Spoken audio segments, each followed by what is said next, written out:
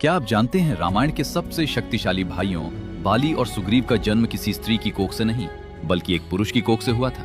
आज आप जानेंगे रामायण का वो अध्याय जिसे सुनकर आप सनातन विज्ञान की गहराई को सलाम करेंगे। कहानी शुरू होती है ब्रह्मा जी के आंसुओं से, जिनसे एक वानर का जन्म हुआ जिसका नाम था ऋक्षराज। ब्रह्मा जी ने उसे आदेश दिया कि वो सुमेरु पर्वत पर रहकर धर्म की रक्षा करे। एक दिन ऋक्षराज एक घने जंगल से गुजर रहे थे, जहां उन्होंने एक अत्यंत चमकदार और शांत तालाब देखा। प्यास से व्याकुल ऋक्षराज जैसे ही उस पानी में कूदे, प्रकृति का नियम ही बदल गया। वो तालाब साधारण नहीं था, वो एक मायावी शक्ति से भरा हुआ था। पानी से बाहर निकलते ही वो शक्तिशाली वानर राजा एक ऐसी सुंदर स्त्री में बदल चुका था जिसकी सुंदरता के आगे स्वर्ग की अप्सराएं भी फीकी थी। उसी समय देवराज इंद्र और सूर्यदेव वहां से गुजर रहे थे।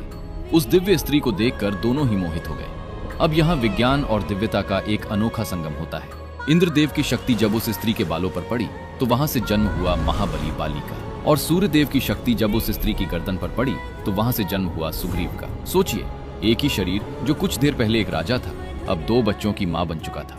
लेकिन असली चमत्कार तो अभी बाकी था।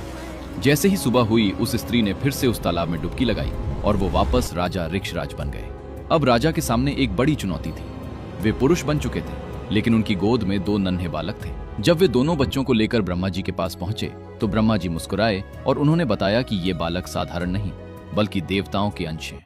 ब्रह्मा जी ने ही उन्हें किष्किंधा का राज्य सौंपने का आदेश दिया। यही कारण था कि बाली के पास ऐसी शक्ति थी कि जो भी उसके सामने आता, उसकी आधी शक्ति बाली के शरीर में चली जाती, क्योंकि वो देवराज इंद्र का अंश था। बाली और सुग्रीव की यह कहानी हमें सिखाती है कि हमारी प्राचीन कथाओं में जेंडर ट्रांसफॉर्मेशन और कोशिकीय विज्ञान का ज्ञान हजारों साल पहले से मौजूद था। क्या आपको बाली और सुग्रीव के जन्म का ये अनसुना सच पता था?